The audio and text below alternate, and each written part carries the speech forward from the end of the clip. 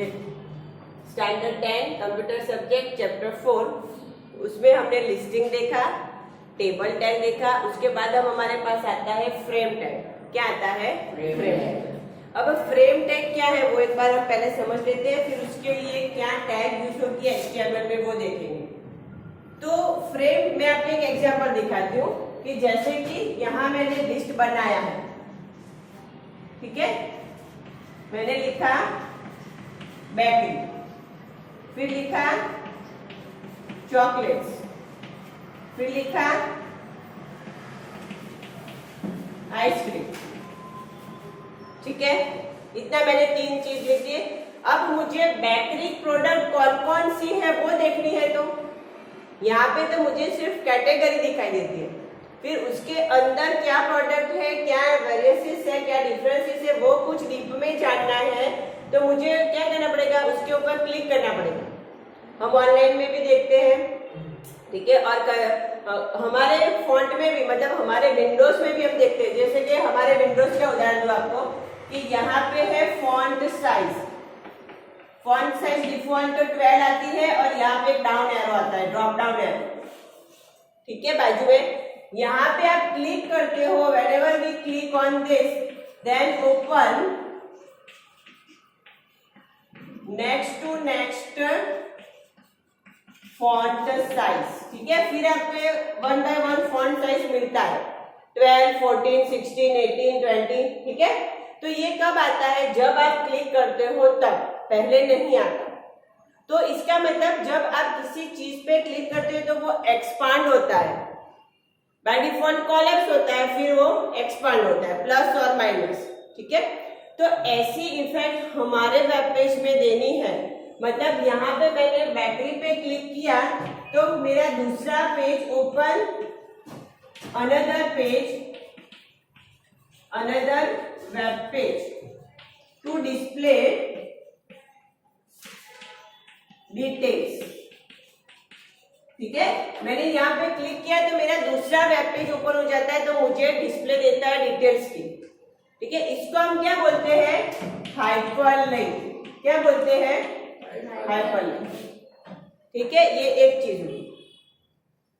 पर यहाँ पे हमें क्या करना है कि क्लिक करूं ना तो दूसरे भाग में, दूसरे पार्ट में डिटेल्स खोलनी चाहिए। जहां कि मैं यहाँ क्लिक करती हूँ तो मेरी फॉन्ट साइज दूसरी फाइल में खुलता है, फॉन्ट साइज कहाँ खुलता है? सेम वही जगह पे, नीचे डाउन में, ठीक है। इसी तरह से सपोज आपने डॉक्यूमेंट पे क्लिक किया, document library Windows operating system में होता है, ठीक है। आपने डॉक्यूमेंट पे क्लिक किया तो यहाँ पे डॉक्यूमेंट में जितनी भी फाइल सेव है उसका लिस्ट ओपन होता है दूसरे भाग में, दूसरे पार्टीशन में, ठीक है। तो उसको हम क्या बोलेंगे? फ्रेंड। क्या बोलते हैं? फ्रेंड। क्लियर है? एक बार फिर से देखो, मेन कैटेगरी है, उसके किसी भी ऑप्शन में जब हम क्लिक करते हैं तो दूसरे पार्ट में उसका डिटेल्स या रिगार्डिंग मैसेज या इंफॉर्मेशन खुलता है। तो ऐसी इफेक्ट वेब पेज में लाने के लिए हम क्या यूज करेंगे? Friend. So friend is the partition of a web page, ठीक है। वेब पेज में पार्टीशन देता है हमें, टेबल में भी पार्टीशन होते हैं पर वो एक डिफरेंट चीज है। पर इसमें क्या है कि पेज वही है, पर एक पर क्लिक करो तो दूसरी डिटेल्स खुले, दूसरे पे क्लिक करो तो रिगार्डिंग डिटेल्स खुले, ठीक है। तो उसको हम क्या कहेंगे? फ्रेंड। क्या कहेंगे? फ्रेंड, ठीक है। तो ऐसी इफेक्ट मुझे मेरे वेब पेज में लानी है तो कौन सी टैग यूज करेंगे, कौन से एट्रीब्यूट यूज करेंगे, वो हम आज देखेंगे, ठीक है। इससे पहले हमने लिस्टिंग टैग देख लिया, टेबल टैग देख लिया, उसका पूरा एट्रीब्यूट्स देख लिया, ठीक है। अब फ्रेम टैग देखेंगे जो लास्ट टॉपिक है चैप्टर नंबर 4 का। उसमें आपको जो इंपॉर्टेंट चीज याद रखनी है वो, फिर से एक और एग्जांपल मैं दिखाती हूँ, फिर फ्रेम का हम टैग देखेंगे, ठीक है। पहले फ्रेम क्या है वो आप माइंड में क्लियर कर लो, सबसे पहले वो चीज है। देखो अगेन ये मेरा पिक्चर फोल्डर है, कौन सा फोल्डर? Picture folder. ये मेरा डॉक्यूमेंट फोल्डर है, कौन सा? डॉक्यूमेंट, ठीक है। अब जब मैं पिक्चर पे क्लिक करूंगी तो ये लेफ्ट पेन में, ये राइट पेन होता है, ये मेरा लेफ्ट पेन है। लेफ्ट पेन में मुझे क्या मिलेगा? लिस्ट। क्या मिलेगा? लिस्ट। ठीक है, देखो जैसे कि मैंने पिक्चर पे क्लिक किया तो मेरे कंप्यूटर में कितनी पिक्चर फाइल है वो कहाँ दिखेगी? लेफ्ट पेन, लेफ्ट से। ठीक है, जैसे कि बाय डिफॉल्ट होती है tulip.jpg। ठीक है, फिर कौन सी लाइन होती है? कोयला.jpg। ठीक है, ये सारी डिफॉल्ट फाइल है जो होती ही है, डिफॉल्ट फाइल फॉर्मेट है।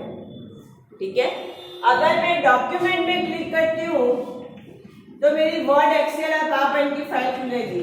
वर्ड, एक्सेल और पीपीटी फाइल ओपन होगी। ठीक है, पहले ओपन नहीं होती है, जब आप क्लिक करते हो फोल्डर पे देन उसका लिस्ट नेक्स्ट पार्ट में खुलता है। ठीक है, तो ऐसी इफेक्ट हमारे वेब पेज में भी हम ला सकते हैं। तो उसके लिए हमें HTML का कौन सा टैग यूज करना पड़ेगा? Frame tag. कौन सा टैग? Frame tag. क्लियर है इतना? ठीक है, ओके। अब हम टैग पे जाते हैं, हमारे ओरिजिनल HTML में कैसे हम लिखेंगे वो देख लेते हैं। देखो, सबसे पहले मेन टैग हमारी क्या है? फ्रेम। कौन सी टैग है? Frame. Frame is a main tag. अब उसके वन बाय वन हम एट्रीब्यूट्स देखते हैं। ठीक है, वन बाय वन हम एट्रीब्यूट्स लेते हैं। अब फ्रेम, जैसे कि ये मेरा पूरा, ये वर्ड है मेरा, वो मेरा पूरा एक वेब पेज है। अब उसमें आपको पार्टीशन कैसे करने हैं, मतलब ऐसे वर्टिकल या फिर ऐसे हॉरिजॉन्टल। ठीक है, कभी कभार दोनों करने पड़ते हैं। आप वर्टिकल हॉरिजॉन्टल करोगे तो कितने पार्ट होंगे? 4। ठीक है, वर्टिकल करना है तो 2 होंगे, हॉरिजॉन्टल करोगे तो 2 होंगे, पर वर्टिकल हॉरिजॉन्टल दोनों लेने हैं तो कितने पार्ट होंगे? 4। क्लियर है इतना? ठीक है, तो ये पहले तो हमें पार्ट बनाने पड़ेंगे कि कौन से पार्ट में क्या लिखना है और कौन से पार्ट का साइज क्या होगा, कौन सा पार्ट बड़ा होगा, कौन सा पार्ट छोटा होगा। ठीक है, तो frame tag is the main tag. अब फ्रेम टैग के साथ हम यूज करेंगे फ्रेम सेट। कौन सा एट्रीब्यूट? Frame set. कौन सा एट्रीब्यूट? Frame set. ठीक है, फिर यहाँ पे हम लिखेंगे रोज इक्वल टू 50% कॉमा 50%। अब इसका मतलब क्या हुआ? रो मतलब हॉरिजॉन्टल, तो पार्टीशन कैसे होंगे? हॉरिजॉन्टल। कितने होंगे? 2। क्यों? मैंने यहाँ कितनी वैल्यू दी है? 50 50 100 हो गए। ठीक है, कोई भी हम बाय डिफॉल्ट ऑलरेडी रखते हैं ना, 100% है तो 100% में से कितने आए? तो 51%, 50% एक पार्ट, दूसरा पार्ट 50%। क्लियर है? ठीक है, अब मैं ऐसा लिखती हूँ रोज इक्वल टू 70% एंड 30%। तो क्या होगा? पहला जो पार्ट बनेगा वो बड़ा होगा क्योंकि उसकी वैल्यू क्या है? 70%। दूसरा पार्ट है वो कैसा होगा? छोटा, क्योंकि उसकी वैल्यू क्या है? 30%। ठीक है, अगेन मैं लिखती हूँ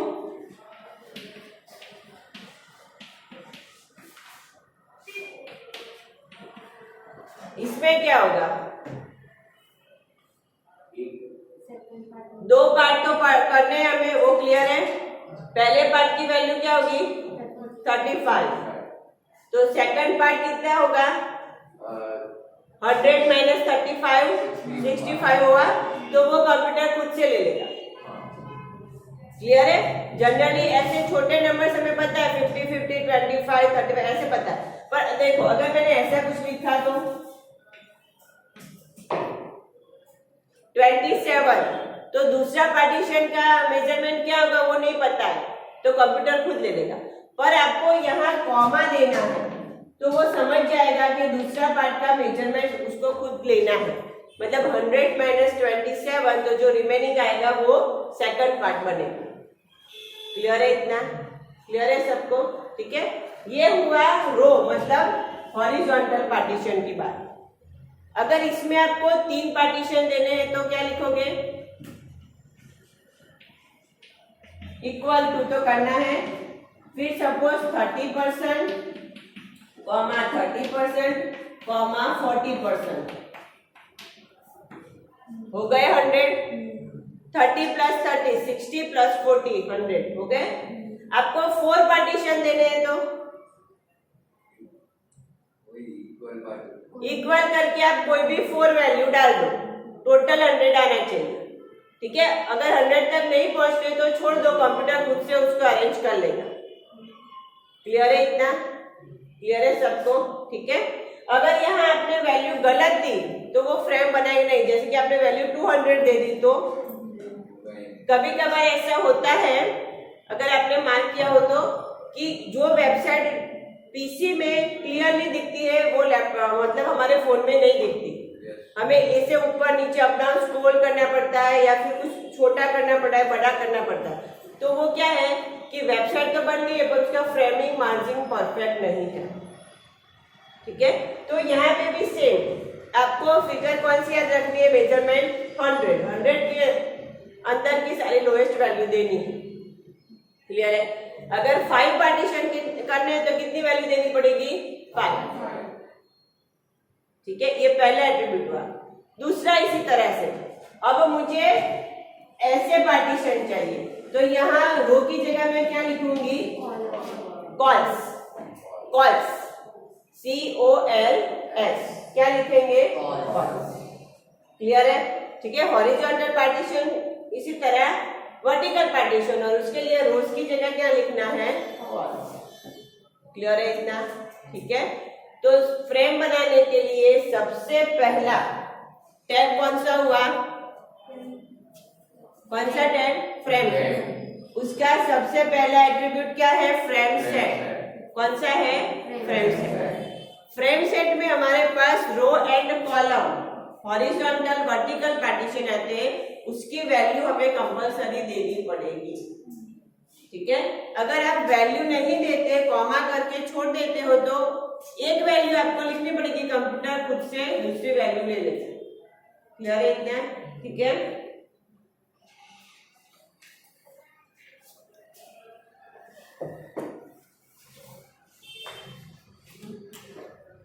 आगे चलते हैं। दूसरा एक इसका एट्रीब्यूट आता है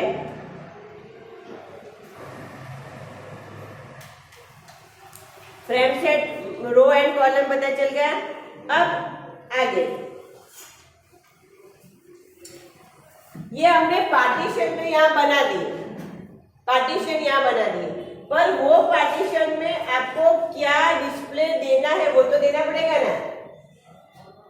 ठीक है, यहाँ पे मैंने लिखा था कि आइसक्रीम, चॉकलेट्स, बेकरी ऐसा कुछ लिखा था, तो ऐसा मैसेज तो कुछ डिस्प्ले में आना चाहिए ना। हमने ये पार्टीशन तो बना दिए, पर कौन से पार्टीशन में क्या कंटेंट लानी है वो देना पड़ेगा। तो उसके लिए दूसरा एक attribute frame SRC is equal to product dot HTML। ठीक है, मतलब पहले पार्टीशन में, चलो ये सब मैं रफ कर देती हूँ, सिर्फ एक ही रखते हैं, ये 50-50 वाला। पूरा कोडिंग यहाँ फिर से लिखती हूँ।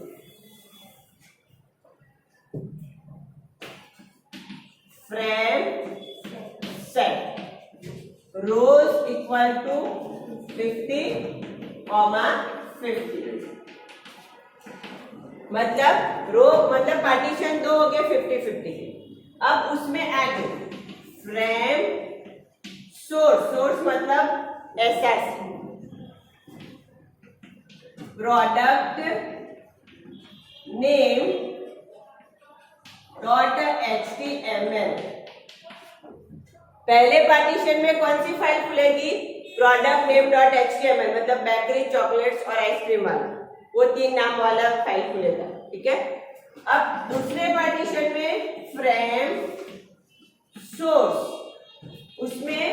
Product details dot HTML। Clear है?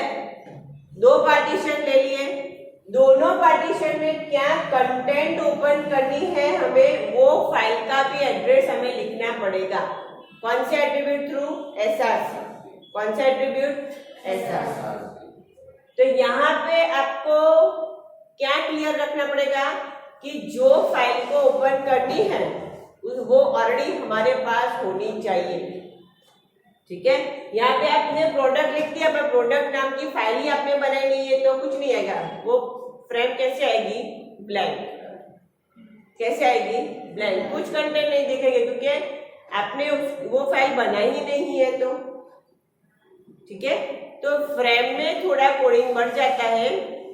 जिस फाइल को आपको ओपन करनी है फ्रेम के अंदर, वो फाइल ऑलरेडी आपके पास होनी चाहिए। क्लियर है इतना?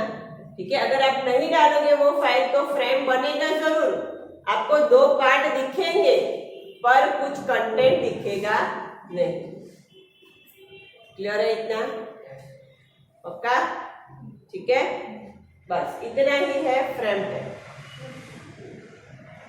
ठीक है, इतने एट्रीब्यूट आपको याद रखने हैं, माइंड में क्लियर रखना है। देख लीजिए एक बार, जो भी फाइल आपको ओपन करनी है वो आपके पास ऑलरेडी होनी चाहिए।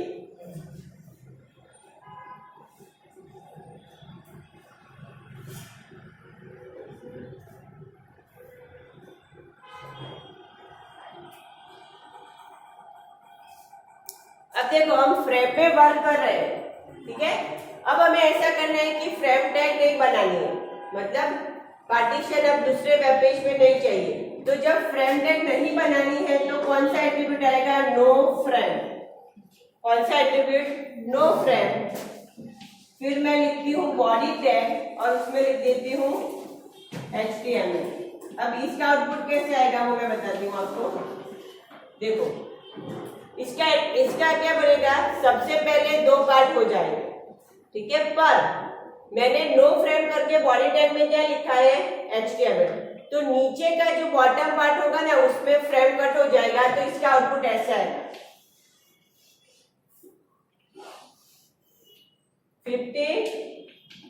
50 और यहाँ पे बॉडी टैग। क्लियर है? नीचे आपने क्या लिख दिया? नो फ्रेम, मतलब लास्ट का जो बॉटम पोर्शन होता है वो फ्रेम नहीं दिखेगा, रेगुलर टेक्स्ट दिखेगी और उसमें आपने जो भी लिखा है बॉडी टैग में वो यहाँ है। क्लियर है? ठीक है, पर ये आपको याद रखने की जरूरत नहीं है, कभी नहीं आएगा, प्रैक्टिकल में भी ये नहीं है, सिर्फ आपको यहाँ तक ही याद रखना है। MCQ में इस तरह से शायद पूछा जाए कि भाई फ्रेम इफेक्ट नहीं देना है तो कौन सा टैग आएगा? No frame. कौन सा टैग? No frame. क्लियर है सबको? ठीक है, ये आपको बहुत ही क्लियर रखना है कि set, frame set and frame source are the attributes of a frame tag. Frame set used for a partition, row wise और a column, and frame SRC means whenever you open a frame it show a content of a file or a details of a file। आपके पास ये दो file पहले से होनी चाहिए और वो एक्सटेंशन क्या होगा हमारा? HTML। ठीक है, एडवांस HTML में क्या आएगा? जैसे कि मैंने AR रहमान के सॉन्ग सिलेक्ट कर लिए तो पहले डिटेल लिस्ट आएगा, फिर मैं प्ले करूंगी तो प्ले होगा। ठीक है, तो यहाँ पे आपको HTML की जगह क्या लिखना है? MP3। कौन सा एक्सटेंशन डालना है? MP3। क्लियर है? MP3 MP4 वो फॉर्मेट सबको पता होता है। ठीक है, जैसे हम YouTube पे देखते हैं हमारे वीडियोस तो वो MP4 फॉर्मेट में होते हैं।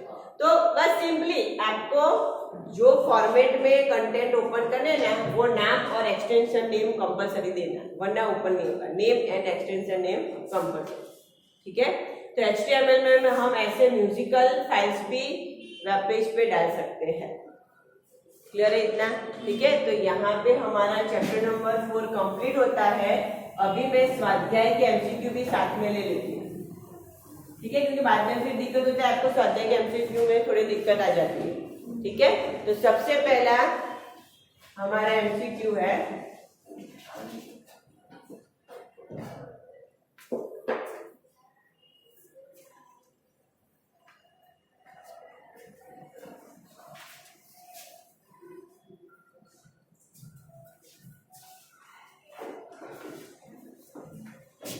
ठीक है, सबसे पहला जो हमारा एमसीक्यू बनता है, which of the following is specified by UL in HTML? क्या आएगा? फर्स्ट में आंसर क्या आएगा? C, unorder list. Which of the following is specified by OL tag? Order. क्या आएगा? ऑर्डर लिस्ट, मतलब सेकंड में आएगा बी। ठीक है, फिर आता है which of the following tag pair identifies item of a list? Item of a list L I. हाँ, क्या आएगा? एल आई, तो थर्ड में आएगा ए। फोर्थ है which of the following tag pair are used to print a list without bullet? मैंने ये बोला था, without number and without bullet, मतलब कौन सा टैग आएगा? हाँ, ठीक है, उसमें आंसर आएगा सी, dt। dd नहीं दिया है पर उसका एट्रीब्यूट दिया है dt। Fifth question, which of the following tag pair are used to define a row of the table? हाँ, क्या आंसर आएगा? tr। ठीक है, फिर which of the following attribute is used when a cell spans across more than one row? more than one row, question में ही answer है span और रो, रो स्पैन। ठीक है, तो सिक्स्थ में हमारा आंसर आएगा बी। सेवंथ है which of the following is used to divide a browser window into multiple parts? आज ही हमने वो पढ़ा, ब्राउजर विंडो को मतलब वेब पेज को मल्टीपल पार्ट में डिवाइड करता है। तो क्या आंसर आएगा? Frameset. ठीक है, which of the following is used to display an alternative content in case browser does not support a frame? Frame को सपोर्ट नहीं करेगा पर कंटेंट तो दिखानी है, तो कौन सा एट्रीब्यूट आएगा? कौन सा आएगा? No frame. 9, which of the following can be change in an ordered list in HTML? Order of the item, start number, number style. हम नंबर स्टाइल भी बदल सकते हैं, ABCD रोमन 1 2 3 डाल सकते हैं। स्टार्टिंग वैल्यू भी बदल सकते हैं, 1 2 3 की जगह हम 4 5 6 भी डाल सकते हैं, और उसका ऑर्डर मतलब वो भी चेंज कर सकते हैं। ठीक है, उसका फॉर्मेट भी चेंज कर सकते हैं। तो इसमें आंसर आएगा ऑल ऑफ दिस।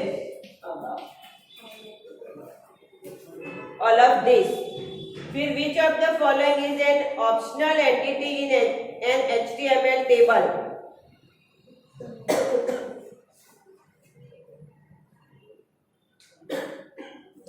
ऑप्शनल, तो क्या आएगा? कैप्शन। क्या आएगा? कैप्शन, क्योंकि देखो ग्रुप ऑफ लिखा है तो रो और कॉलम का ग्रुप तो हमें करना पड़ता है ज्यादातर। फिर लिखा है टेबल हेडिंग, तो वो भी देना पड़ेगा। तो कौन सा है? Optional caption. क्लियर है इतना?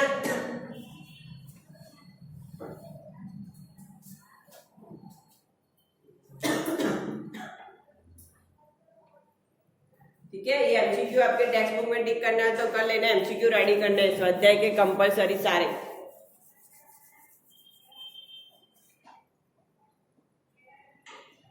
चैप्टर 4 में हमने फ्रेम तक देख लिया, यहाँ पे हमारा चैप्टर 4 कंप्लीट होता है। ठीक है, लिस्टिंग, टेबल एंड फ्रेम्स, वो सब सारे टैग्स विथ एट्रीब्यूट्स आपको अच्छे से पढ़ने हैं। और स्वाध्याय का एमसीक्यू भी हो गया है। अब हम उसका एक प्रैक्टिकल देख लेंगे। ठीक है, आज का वीडियो यहाँ क्लोज करते हैं।